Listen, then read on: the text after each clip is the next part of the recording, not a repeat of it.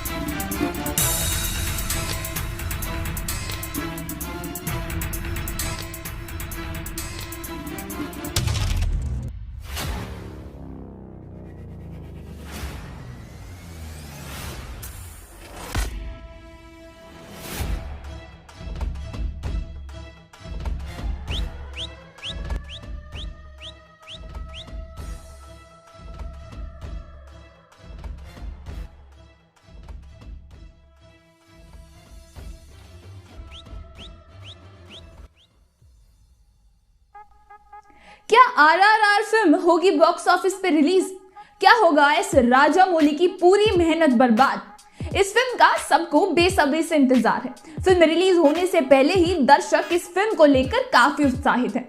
राजामौली की डायरेक्ट की हुई फिल्म, जो कि बाहुबली से भी ज्यादा पैसे कमाने का दावा करती है, एक ऐसी फिल्म जो इतिहास के दो बेहतरीन स्वतंत्र सेनानियों के बारे में बनाई गई है, जिसे दक्षिण भारत में देवरा का सम्मान पूजा जाता है, पर उत्तर भारत में उनकी उतनी पहचान नहीं है। और इसीलिए राजामौली ने इस फिल्म को बनाने का एक ही मकसद है कि दो स्वतंत्र सेनानी, जिन्होंने अपने बल और आत्मविश्वास से इस देश को अंग्रेजों और बाकी लुटेरों से बचाने का जो प्रयास किया है और देश के लिए जो बलिदान दिया है, वो पूरे भारत के सामने ला सके। फिल्म में कोमाराम भीम का किरदार निभाने वाले हैं जूनियर एनटीआर और अल्लूरी सीताराम अर्जू का किरदार निभा रहे हैं रामचरण। ये दोनों ही तेलुगु फिल्म जगत के काफी मशहूर और जाने माने अभिनेता हैं। ये असल में एक तेलुगु फिल्म है, पर जिसपे कोई भाषा में डब किया जाएगा। इस फिल्म की रिलीज काफी बड़ी और खास होगी, ऐसा निर्देशक का दावा है। और राजामौली, जिन्होंने बाहुबली जैसी फिल्में हमें दी हैं, उनकी इतनी आशा करना गलत नहीं है।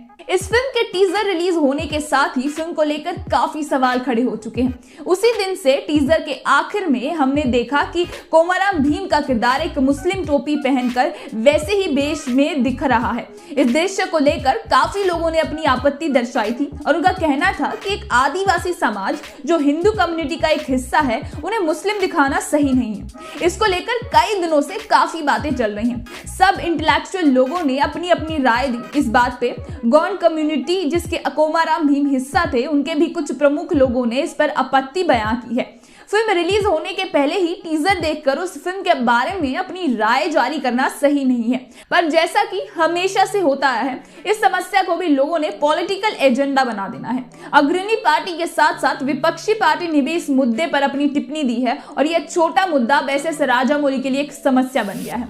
हाल ही में भाजपा नेता इस बात के बहुत परेशान है कि यह फिल्म एक महान हिंदू स्वतंत्र सेनानी को ऐसे चित्रित कर रही है जिसने अपने देश की रक्षा के लिए निजामों के खिलाफ भी लड़ाई लड़ी थी। वह एक मुस्लिम पोशाक पहनी थी। उनका मानना है कि एक निर्देशक को एक हिंदू इंसान को हिंदू के वेशभूषा में दिखाने में क्या परेशानी है। तेलंगाना भाजपा के प्रमुख बांदी संजय कुमार ने निर्देशक एस राजामौली को चेतावनी जारी की है। उन्हें यह चेतावनी दी गई कि अगर यह फिल्म रिलीज करने की कोशिश भी की गई तो इस फिल्म को हर मोड़ पर कठिनाइयों का सामना करना पड़ेगा और फिल्म की रिलीज जला दी जाएंगे। उन्होंने यह कहा कि वह राजामौली की सारी संपत्ति भी नष्ट कर देंगे। उन्होंने जूनियर एनटीआर के इस भेष पर बहुत आपत्ति और हिंदू समाज की बेइज्जती वह बिल्कुल भी नहीं सहेंगे, यह उनका दावा है। उनके साथ साथ सोइला बापराव आदिलाबाद के सांसद ने मांग की है कि जूनियर एनटीआर को मुसलमान टोपी पहने दिखाए जाने वाले सीन को हटा दिया जाए। हालांकि निर्देशक राजामौली इस समस्या पर अभी तक अपनी राय नहीं दी है।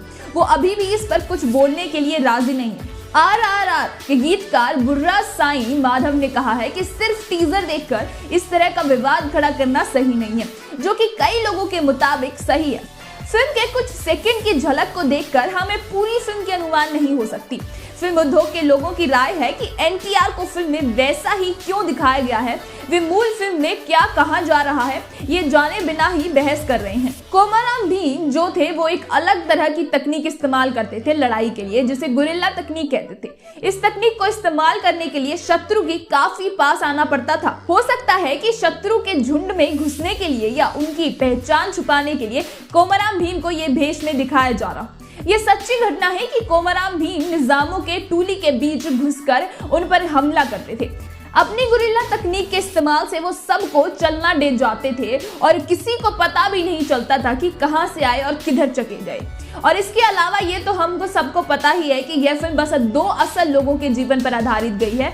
इस फिल्म की कहानी काल्पनिक है, इस इतिहास से उठाकर पूरा निर्देशित नहीं किया जा रहा, तो इस फिल्म के निर्देशक का कुछ भी दिखाना जायज है।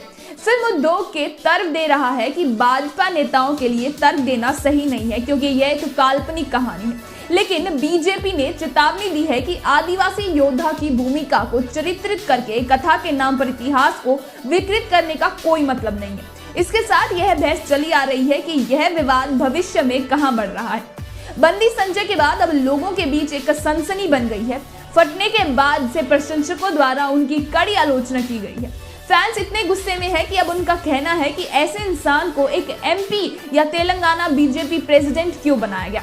फिल्म और निर्देशक के फैंस उन्हें सपोर्ट करते हुए कहते हैं कि धर्म को बीच में नहीं आने देना चाहिए। भाजपा के वरिष्ठ नेता भी इस मुद्दे पर बोल रहे हैं। भाजपा सूत्रों के मुताबिक संजय के व्यवहार को लेकर हाईकमान भी गंभीर में है। भाजपा नेताओं के इस मुद्दे पर कार्रवाई करने की संभावना है।